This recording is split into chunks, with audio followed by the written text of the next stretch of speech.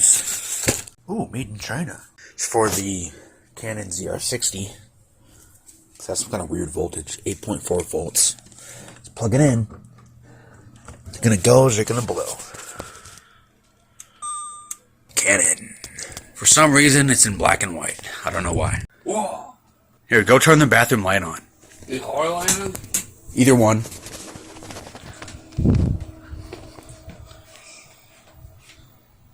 Get out of the way, you moron. Get the feedback effect.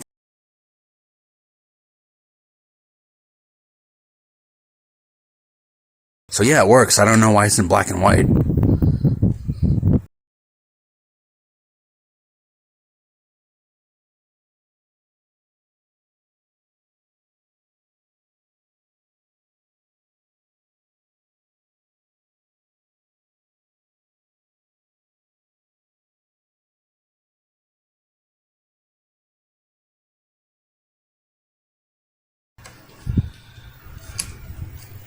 .260 optical zoom.